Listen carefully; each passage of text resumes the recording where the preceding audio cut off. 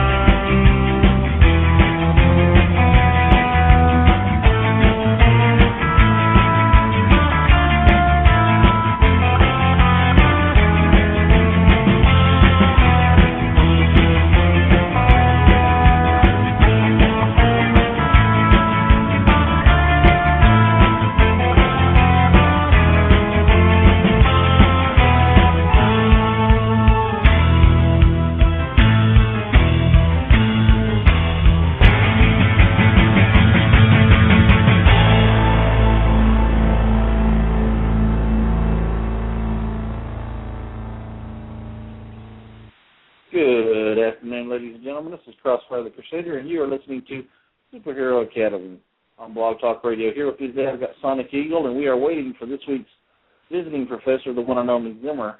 I expect him to be calling in any time, but he has been quite a busy man this weekend, so hopefully he hasn't forgotten about us. But in the meantime, phone lines are open. We'll just take open lines until he gets here. Phone number is 917-889-3317. Again, that's 917-889-3317. So, Sonic Eagle, how are you doing today? I'm doing all right. I lost you there. Nah. Kind of hard to lose someone who's 6'4", over 200 pounds. True, definitely true.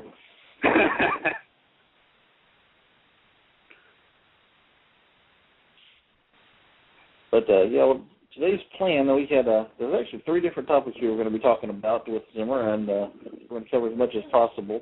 First off is his current legal battles he's having, trying to keep his mother out of jail. So I was wanting to hear how the status of that was going, because apparently there's some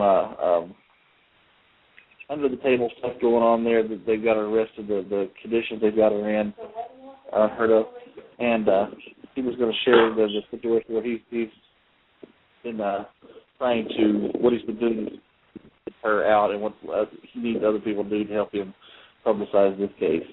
Then we're going to be talking about the New York initiative for neighborhood patrols, and of course the bait patrols, where they've been trying to find the people that are out there mugging tourists and such like that. So I'm hoping he'll call in real soon, and we get this going.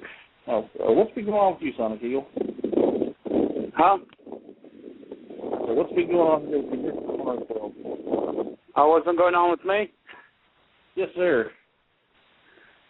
Not much. Just working out, trying to get into even better shape. I mean, I'm not saying I'm in good shape myself, but, can always improve. Oh, yeah, definitely. I know I need some improvement. Oh, yeah.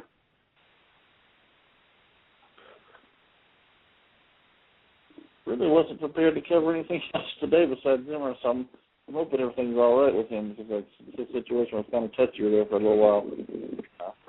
Fighting a good fight there, trying to take care of his mama's situation, but I was really excited to be able to call in today.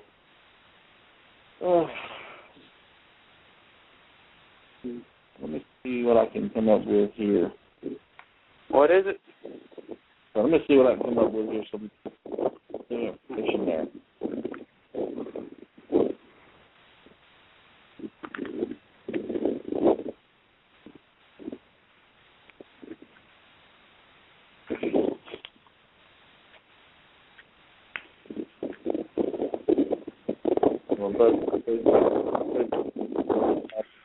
Feel free to call in, join the conversation. Area code 917-889-3317. You got me and I see Night Owl's in the chat room. Night Owl, you're welcome to call in and join us, please. We are we're in expert mode.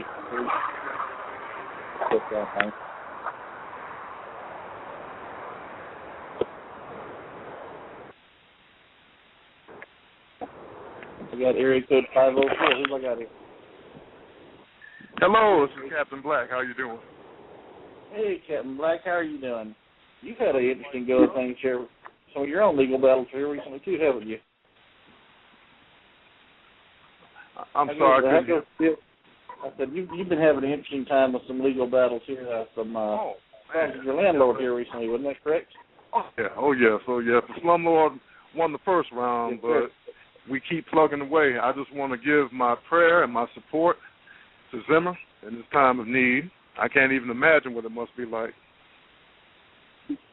I know that I'm trying to find the article where where his press release is.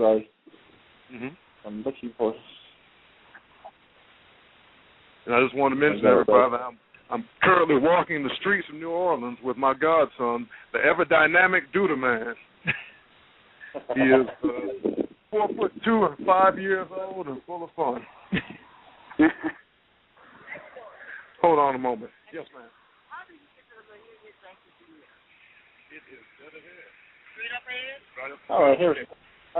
Looking at the article here, and I'm you're welcome. Keep back and forth until Zimmer gets to get on here.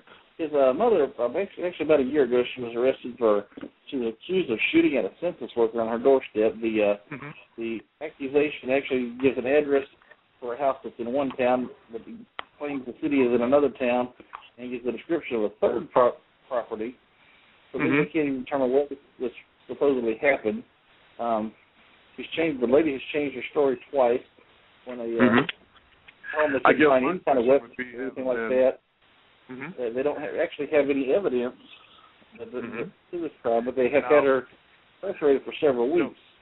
Now, I haven't done the type of advocacy. A couple of quick questions come to mind because I hadn't had the chance to brief myself on the particulars. Was his mother arrested by local authorities? I'm looking at the article, and it does seem to be a local authorities that are doing this. Okay, because I'm sure the census worker is sort of it's a federal position, so I didn't know whether or not they were going to try and prosecute her in local court or in federal court there. Yeah, like I said, I'm skimming across the article here, so I'm getting the information second and third hand here from. Look at the article. He did the press release on that. Sure. Well, let me take care of another important matter, making sure the Duda Man gets his ice cream cone, and I will call you back. Oh, that'll be great. That'll be definitely great. Thanks. All right. Thank you. You're welcome. Now, back to just me and Sonic Eagle here, and of course I've got Night Owl's going to try and take Zimmer and remind him the time zones may have him kind of messed up if he is out of his normal time zone. So we'll see what's going on there. But at any rate, according to the article here, Zimmer says the conditions that led up to her being jailed are troubling. The conditions inside the jail are worse. She's in solitary confinement, shackled at the ankles and the wrists. She's under 24-hour surveillance, including when she uses the toilet or the shower. She's forbidden from making phone calls, cannot have visitors, and that includes Zimmer, who is her authorized attorney in fact.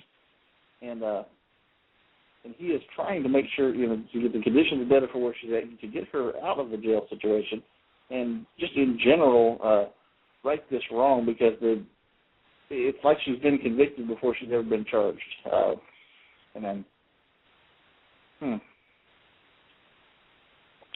Man, that sucks. Yeah, definitely. In the meantime, people, the lines are open again, 917-889-3317. That's 917-889-3317, and we'll just talk about whatever you want to talk about. Whoever wants to call in and get this half hour filled. We may have to reschedule and do this again. Like I said, this situation is kind of funny over us. There's no telling what's going on that's keeping him away. It's not like him to be here, to not call in when he's supposed to. So whatever the situation is, we'll catch up on it later if he doesn't get in here. And Night Owl D, feel free to call in yourself. I'm glad to hear from you and hear what's going on in your world also. And then to prevent some dead air, let me go back in here to the article. Of course, now let's scan down here. Now, one of the quotes that Zimmer made here, he says, there are convicted serial killers, pedophiles, and terrorists that get better treatment than what his mother gets. From a civil liberty standpoint, it's totally inappropriate for someone that should be assumed innocent until proven guilty. He's patrolled high crime areas, removed gang takes, and defended people from violent attacks, and he's currently helping to coordinate New York initiative to stop the recent emergence in West Village and to track down a Long Island serial killer.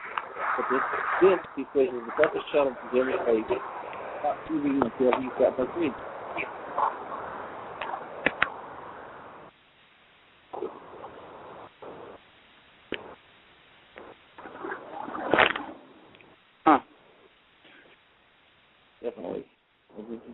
Definitely a tough situation.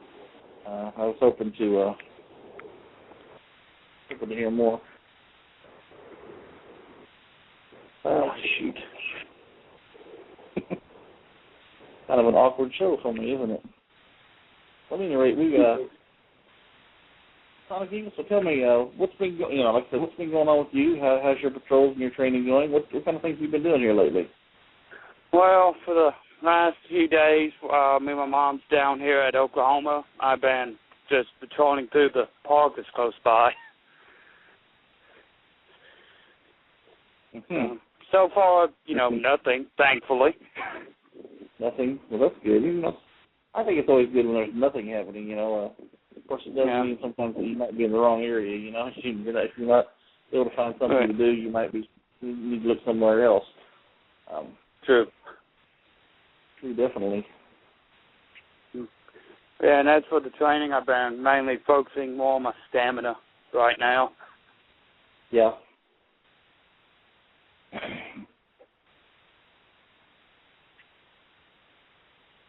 I don't have another call. I thought I had another call. It went away. Still got Night Owl on the line, and it must be a nice summer day because everybody seems to be out doing stuff for a change, which is actually a pretty good thing. I think it's encouraging on the message board is to get off the chat messages and get off the stuff and get out and do something, And so,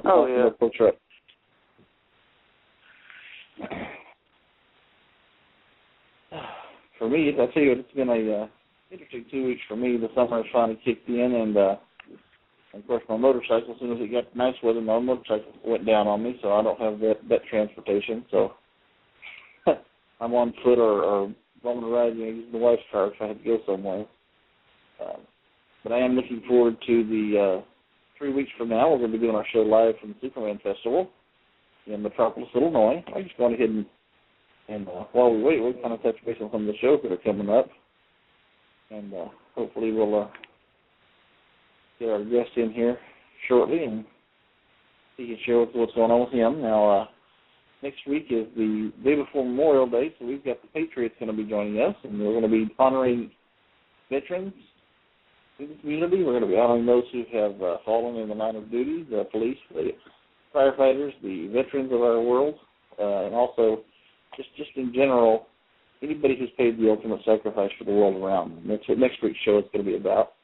On the 5th of June, we're going to have Stormbringer on here. She's going to be sharing with us animal rescue, talking about some of the missions she does and her group to help the animal shelters, to help situation up our four-legged friends. And like I said, the 12th of June, we will be in Metropolis, Illinois, doing the show live from there. We'll have among my guests leaving on. And whoever just happens to be around me, we're not going to really have a big theme. We're just going to try and touch base on what's going on there and have a good time. On the 19th of June, that's Father's Day. And Father's Day, for Merritt's Time and I will be ID kids in a way that fathers can help keep their kids safe in this crazy world. The 26th of June, I have our sister Roy. He's going to make a return here, and we talked about utility belts last time. This time we're going to talk about tricking out your Supermobile. He's going to come up with some nifty little gadgets you can put in your car to make your own little Batmobile. This ought to be July, right before we have our Independence Day celebration. we're going to have Valerie Finnegan, and she's going to be talking about comic books Real Tales from Iraq, Real Tales from September 11th and beyond. Basically, it's adventures that incidences that have actually happened to our soldiers, to our firefighters, to our police that were related to terrorism.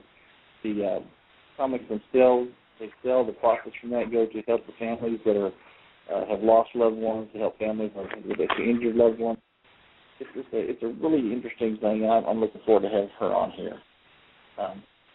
On the 10th of July, Animal Rehab Therapy is going to be the discussion. And we're going to have Ferris from the Skippy Town League of Heroes.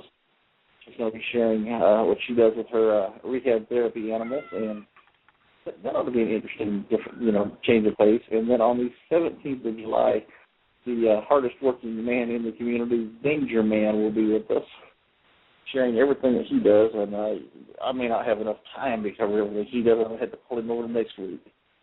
I've got some surprises in store for the end of July. I'm not going to go into what all it is, but I guarantee you it's going to be fun. It's going to be interesting. And I have area code 607. 607, you're on Superhero Academy. Well, hello there. Crossfire is Superman from the Earth Agents. Hey, Superman, how are you doing? Well, I'm about to drop a bomb. I don't know what you're playing today because my computer giving me fits. But I got a question. Two of them. First off, are you aware of what a cosplayer is, C-O-S? Yes, I am. Okay, would you say that a fair definition would be that someone that dresses up like a superhero or other type person and is seen in public? Yes. Would that do as a working definition? That would be a good working definition. Sure. Okay. Well, then can you explain to me how it is, because I made this post on your site and I haven't had an answer, the entire real-life superhero movement seems to be nothing but cosplayers doing good deeds and charity work. Now, to my way of thinking, there are three basic things to being a superhero, one of which is charity work and good deeds. Another is heroic rescues, and the third one is actual active crime fighting. Now, everybody seems to have that third one whipped, but I don't hear squat about the other two. Now, I'm thinking that it can be done, it should be done, and it ought to be done. Now, if I am incorrect, and you can correct me and tell me that there is a bunch of actual butt-kicking, crime-fighting superheroes out there, I'd sure love to hear about it. And amongst other things, I would guarantee them free internet space on my server for whatever the heck they might need to do. Now, I would dearly love to be proven wrong, but I don't see it happening anytime soon, do you? Well, what I look at is the difference between the cosplayer and the RLSH is the good deed. What is getting done? If you leave the world better behind you than it was in front of you as you're walking, you're making a difference. Whether you are just a charity worker, whether you are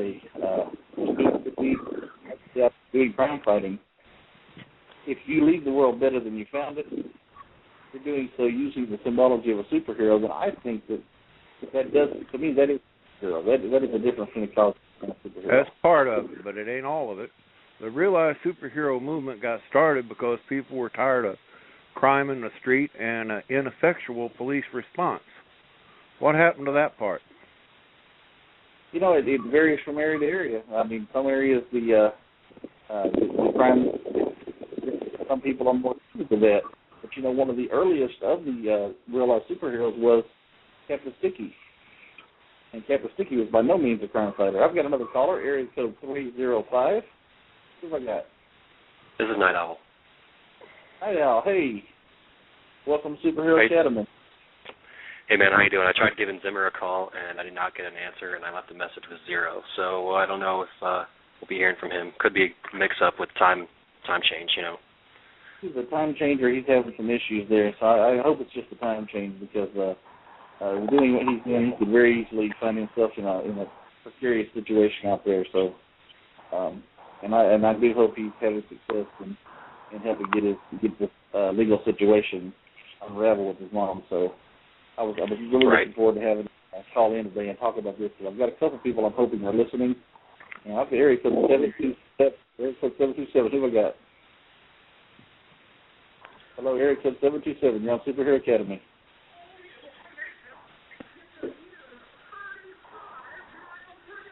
No, he's there. I guess he'll sign off in a minute. Hello, area code 727. Can you hear me? Anyway, Night Owl, go ahead with what you were saying. Oh, I was just giving you an update and just calling to just say hello. I just been kind of busy lately with school and everything, but just thought I would drop in and see how everyone's doing. Oh yeah. Now you've been pursuing your EMT paramedic degree now, haven't you? Yeah. Is that correct? I'm already a Florida emergency medical technician at the basic level, which is the first part, and then Florida does not recognize an intermediate level. They just go right to paramedic, and now that I'm in the state of Washington, I'm going for the paramedic degree, right? Well, the paramedic certification. I have a few more months of school, and then I have several months of clinical rotations with hospital and ambulance internship. I remember reading you had said that you were studying Krav Maga, and I don't know if I pronounced that right, and taking EMT classes in order to make yourself more effective in what you do on the streets. Is that correct? Yes, I started taking Krav Maga, which is originally designed by a man named Emi Lichtenfeld, who was a Jewish-born man in the early when Nazism was on the rise, and he moved around a lot. He taught his neighbors how to protect themselves because his father was a police officer who trained other police officers. So he learned all kinds of different martial arts, physical disciplines like ballet, fencing, boxing, gymnastics. So when Nazism was on the rise, he taught his neighbors how to defend themselves. And then later, when he moved to Palestine, he was approached by the fledgling Israel government to teach how basically these guys who were ranging from the age 14 to 45 how to defend themselves in a very short amount of time, but that would also be very effective. So it's basically a very straightforward system. It's not considered a style of martial art because there's no flair, there's no flourish. It is just get in, get out, and survive another day. I've taken a short. I'm sorry. Could you say that again? Is it the same art they developed to help train the Mossad agents? I'm sorry. I still couldn't hear you that one. I said, you said Mossad agents. I said, is this the same art they used to train the Mossad? Yeah. That is the Mossad is a pretty elite fighting force subdivision of the IDF. I think they learn a very similar system. I think it's called Hanaga. It's very straightforward, very brutal, very effective. Yeah, I'm taking a short sabbatical from that while I'm going. I'm sorry, I'm just hearing a lot of background noise. It's kind of hard to hear. I was having the same thing. Sorry about that. Who I still got here? I've still got Sonic Eagle and Night Owl. Who else have I got here? I got area code 727. That's me. It's Superhero. Hey, Superhero. Hey. Yo. There. Hey.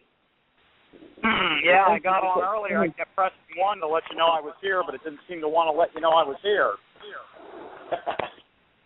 I don't know. I think the switchboard's acting a little wonky today. I've got another caller, area code 504. You're on Superhero Academy. This is Captain Black, and I'm back. Hey, definitely. We got a all-star lineup today. Okay. Covering all four corners of the country, looks like. Hey, you couldn't ask for better than that. Oh, no, you couldn't. Pretty well. I'm enjoying the discussion here. Night Owl filled us in on some information, and Superman of the Sentinels filling us in on some stuff, and of course Captain Black touched base with his legal battles. I'm still wondering what's happened with Zimmers. I do pray he's okay. I'll touch base with him on the message board later to make sure everything's fine with him. I'm not sure what's happened here. Superhero, you had some interesting videos on your recent. So, Kerry?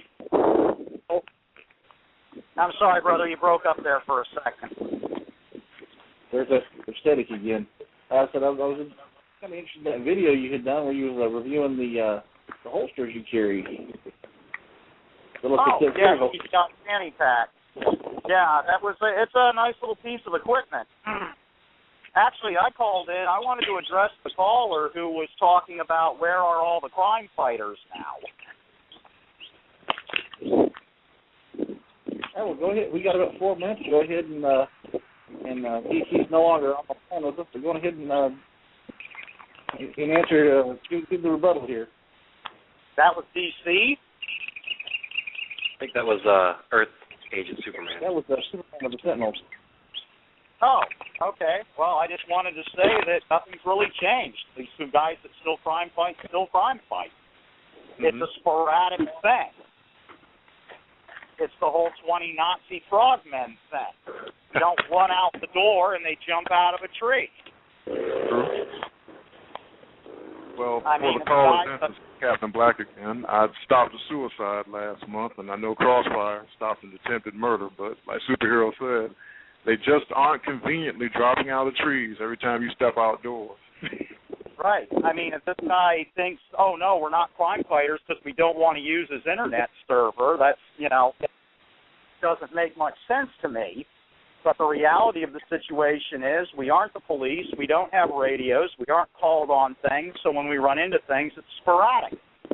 People like the New York Initiative, they're taking real initiative and real, no pun intended, strides to see to it that they are getting involved in the crime fighting. Need to be supported both in equipment and logistically and however they need the support to try and solve the case that they're working on up there.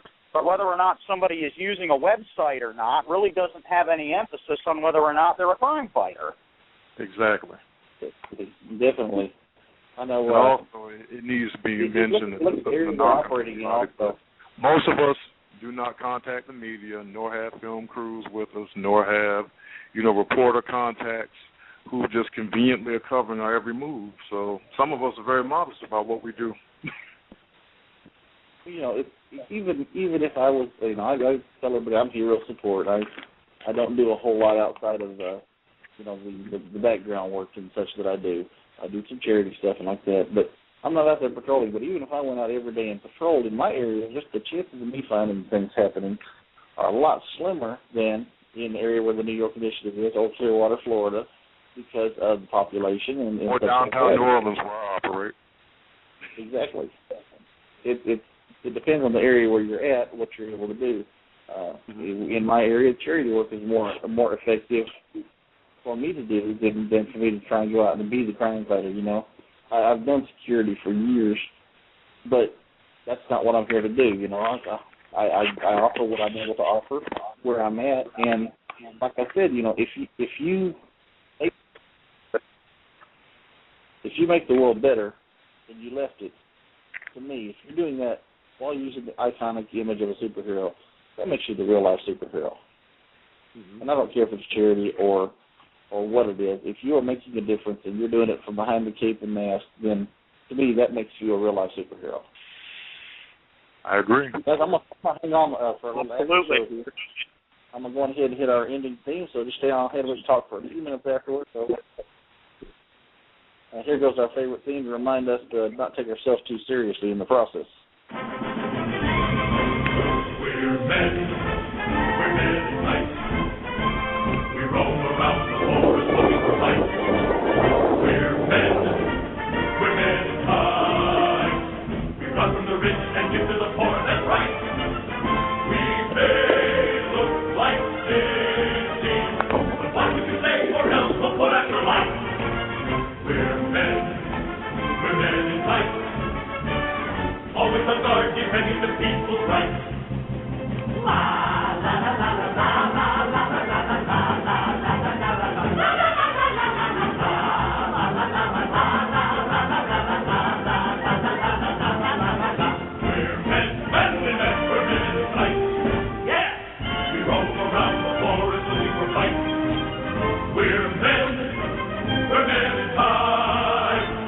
rob from the rich and give to the poor, that's right.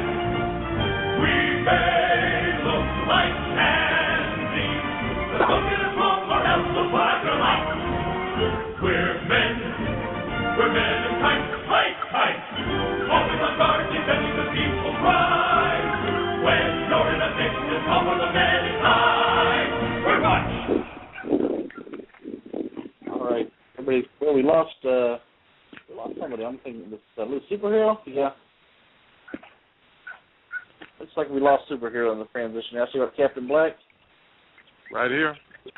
I still got Sonic Eagle, and I still got Night Owl. Is that correct? Yes, sir. Great. All right, we get about 10 minutes before it's going to cut us off here, so we can just kind of wrap things up and touch base on that. But, he did bring up a pretty good, topic there, in the fact of everybody has a different idea of what they're supposed to do if they're going to call themselves a real-life superhero. Mine is very simplistic, very naive maybe, but, I believe that if you can overcome the negative if you strengthen the positive. And that means little things like collecting up pull tabs for the Ronald McDonald House. That means big things like going out and walking the street sometimes when they need a little extra security in an area, maybe directed traffic, around a car crash. It was not too long ago, my wife and I had stopped in the center of the road because we saw an accident happen, and we were helping them until the ambulance and the police got there to take care of things, and I directed traffic around the accident until they were able to load the young lady up in the ambulance and get her out of there. Things like that make a difference, You don't have to wear the cape to do them. That's what makes you a good neighbor, a good citizen, whatever. But if you do these kind of things and you do them deliberately in the cape, in the mask, you're stepping into the role of being a superhero. And maybe you're not going to be Batman out there beating criminals up and tying them to telephone poles. But, we don't need that. We need people that are just doing the little things to make the world better. So it's easier for the police to do their job. So it's easier for the firefighters to do their job. So it's easier for the world to right itself. And that's my thoughts on it. Mm-hmm. And this is Captain Black again. I'm kind of a generalist because I do charity, I do patrols, and I do active intervention in situations. And I also believe in effective, where possible, relationships with law enforcement. Once again, it's up to whatever your individual comfort zone and your skills are, but there is no one definitive definition. Because if you go too far on the crime-fighting angle, you get labeled a vigilante. And even if you stop somebody who is legitimately committing a criminal act, if they felt that you went too far, you may be prosecuted worse than he will be. Exactly. If at day's end, you are still a private citizen, and government feels like it has a monopoly on protective services, you push too hard, they make you a greater criminal than the criminal suspect you were trying to apprehend. So we always have to strike that fine balance, because we can get arrested and we can get sued a lot faster than someone who might be doing this under color of law as a law enforcement officer. I can't do the same thing Captain Black does. Captain Black can't do the same thing Night Owl does. And Night Owl can't do the same thing Danger Woman does. We all have our own little piece of the puzzle. It's like a big quilt. And we each have our little square, and we put them all together, and that makes the greater picture of what is the real-life superhero movement. That's a fair statement. We lost you there, and I know some more background noise. No, I'm just looking away. Didn't want to interrupt. I think an important thing to note, the difference between cosplay and RLSH, or extreme altruist, however you want to define yourself, is people a lot of time look at the costume as the defining factor. But cosplay are pretending. They're pretending to be someone who they're not,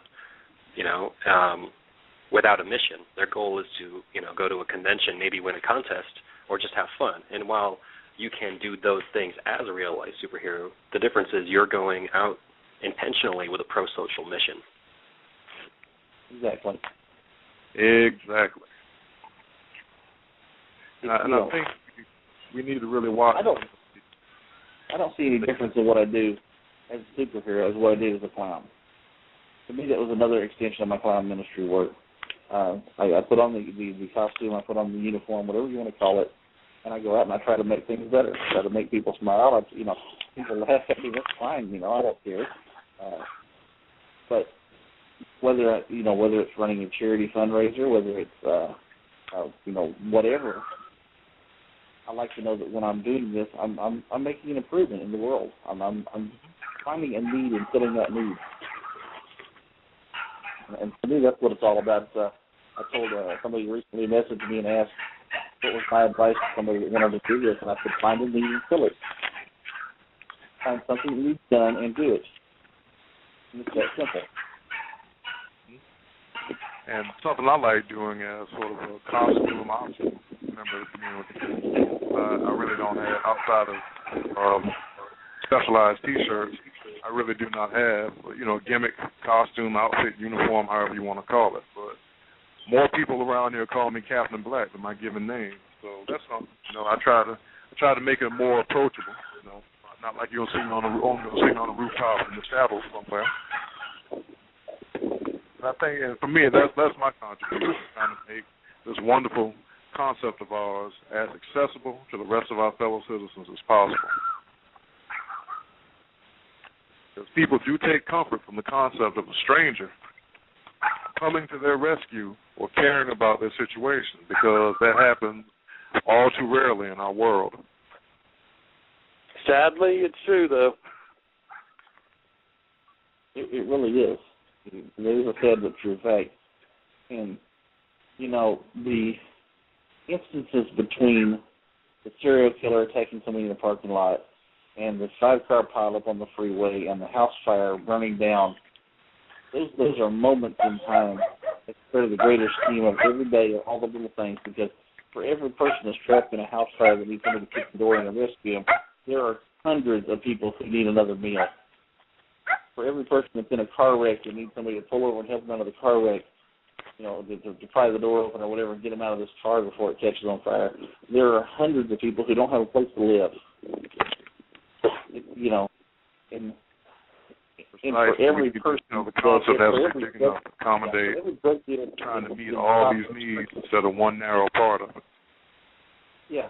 For every drug dealer that you stop on the street, there are dozens of hundreds of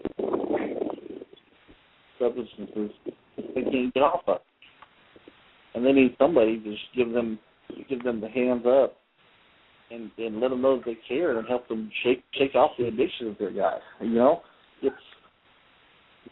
Definitely. I've had to distance myself from someone I was quite close to, because the crack addiction that the individual is going through has become all-consuming, and we found out it's been all-consuming for a while. So, yeah, these are the, quote, real-life supervillains that one can face that may not necessarily be people dressed up in costumes with flashy names, but no less destructive to the lives of the family.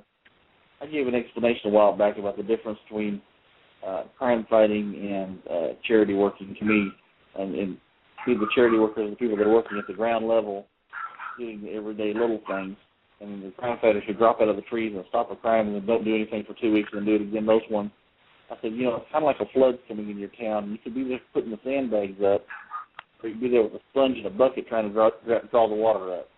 Yeah, you may get rid of a bucket of water, but the sandbags are what's going to save the city.